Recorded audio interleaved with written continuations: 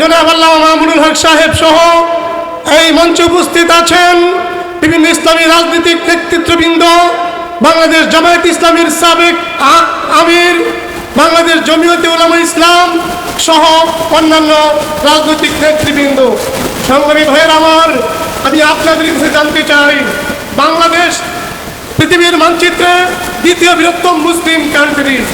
এদেশে ৯২% মুসলমান বসবাস করে। আমি আপনাদেরকে জানতে চাই, এই দেশে কি কোরআনের শাসন চলে? একটা ওয়ার্ডেও কি চলে? একটা থানায়ও কি চলে? একটা জেলায় কি চলে? বাংলার কোথাও ইসলামের শাসন চলে না।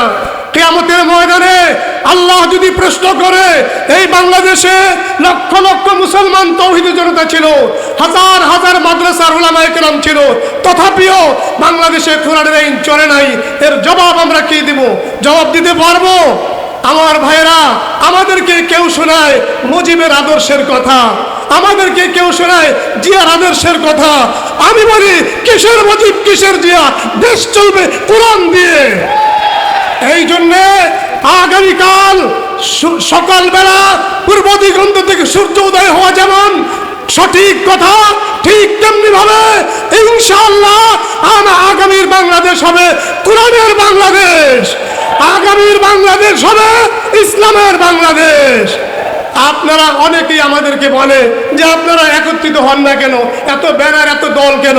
আমি বলি, কিসে আপনারা দল দেখেন?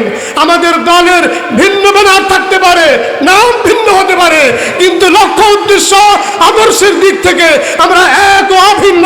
কথা বলেন ঠিক কিনা?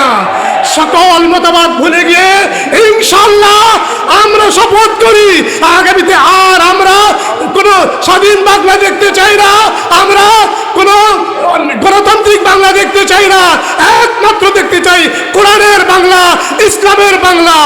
নারায়ে তাকবীর। ওয়া তাওফীক ইল্লা বিল্লাহ। আল্লাহ সবাইকে কবুল করুক। আজকের এই বিশাল প্রোগ্রামকে আমাদের শরীয়তপুর জেলা ইসলামী আন্দোলনের পক্ষ থেকে মোবারকবাদ, ধন্যবাদ জানিয়ে আমি আমার সংক্ষিপ্ত বক্তব্য শেষ করছি।